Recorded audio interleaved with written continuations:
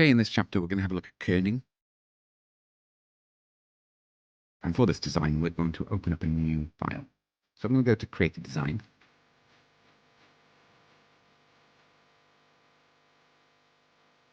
And I'm going to add in a Facebook post template. So if I select them from that list, we start with a blank canvas, and we have the option then to add in a template. So I'm going to use this one as a starting point, which is very simple, and we're going to make it look quite different by the end of it.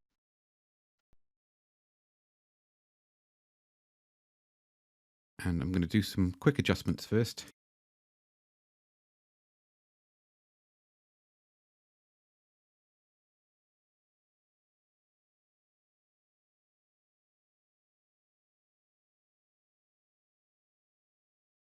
And this is going to be a very short, simple advertisement for a match day for a sports club. Could be football, rugby.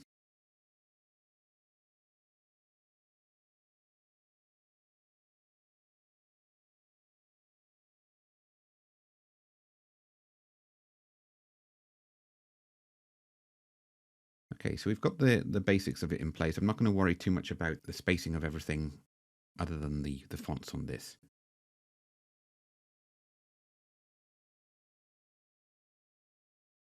We've got that in place first. I might just add a small element in there. So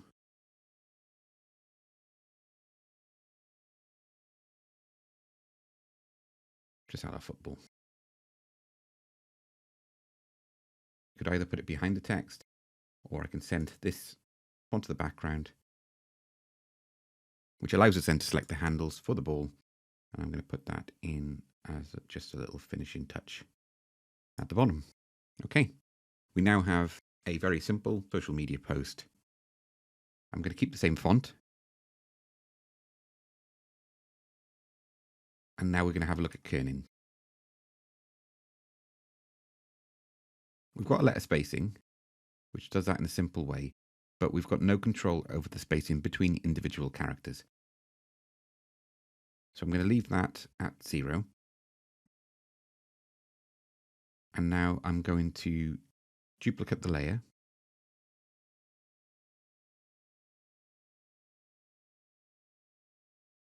Control C and V.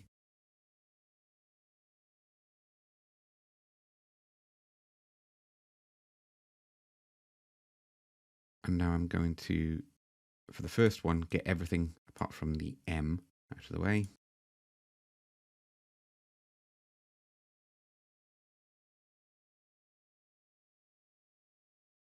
And I'm just going to reduce the frame around the text, just because it makes it easier to select each character individually. I'm not going to worry about changing the size of it at the moment. And I'm going to copy it multiple times.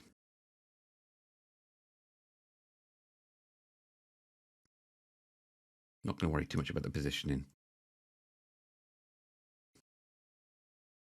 So we've got 5 letters, of which now I can just change them individually.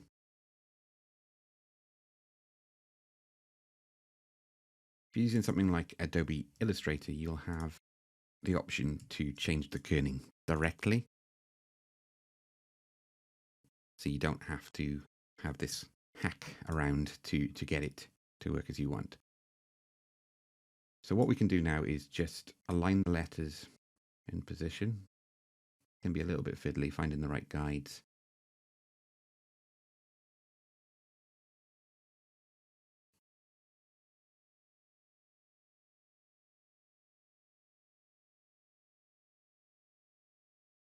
But I think we're about there. The kerning is what we can do, which is the more advanced feature, by eye. So every character can then be individually adjusted now. So I can use the arrow keys on the keyboard, and if I hold shift, it'll nudge it across 10 pixels. Without the shift, we can nudge it across 1 pixel at a time. So I can get the kerning exactly as I want if I wanted a quite a tight, compact title.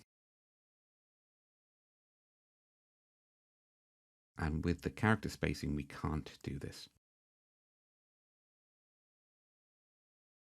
because it treats the spacing as a percentage for all based on how the font was originally created. So this is a more advanced feature, but all of a sudden now we can see just how tight a control we can get.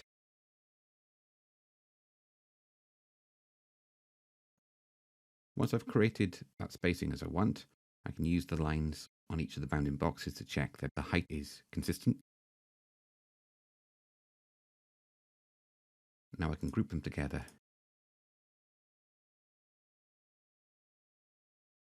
And I can also then select the bottom one and do exactly the same.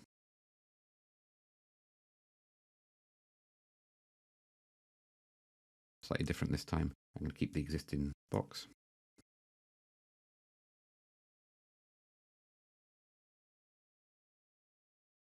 Now we don't have to reduce the bounding box, but you can see here I can't select that D because A is on the top layer. I need to really reduce that box. So it means I can put them alongside each other without them overlapping. So I can do the same for the D as well. This is what I was saying earlier. It's sometimes easier just if you prep the first letter first. We don't have to go through that process on every single character then.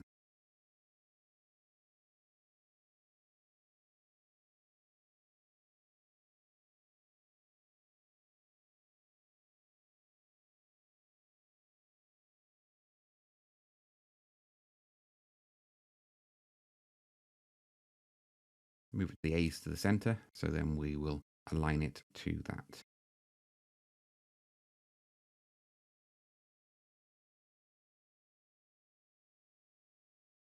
A very narrow amount of spacing in between each character. Maybe a little bit too tight on the D and the A, so just use the arrow keys just to nudge it back.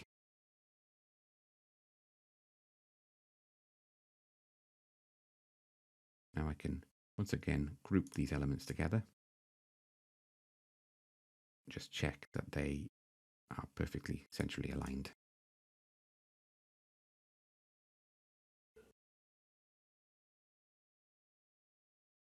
And there we have it. I've got another option to start adjusting this. I could put the ball in the center, maybe even using white lines from the pitch line effect, like this, in the cross between the lines. I might just try that just to wrap up this chapter.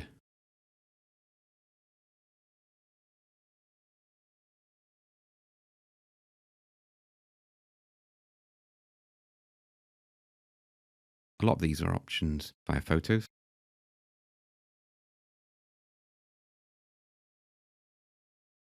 And what we're looking for is something available as a graphic. So I'm just going to jump straight through to graphics and see what we've got.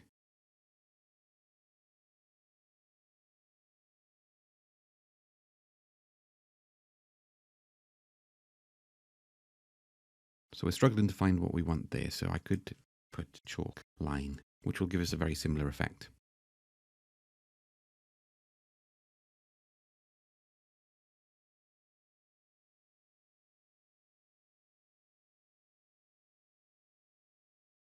Remember, if we move items to the back, it will still appear above the background color.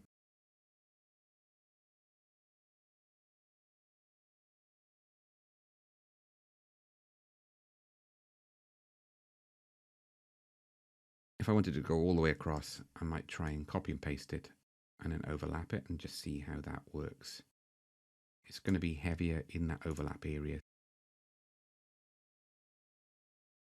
I could potentially double click to adjust it, but I think I'll just go back to the short line in between. I think that gives us enough of a feature.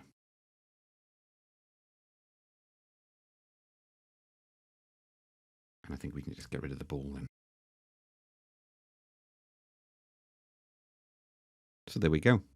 We've used kerning to ensure we've got uneven spacing that looks like it's even by the time we've tricked the eye and gone through the process of adjusting each character. Not for those who are in a hurry. I would say this is the more advanced feature, but it does allow you to get and fine-tune effects.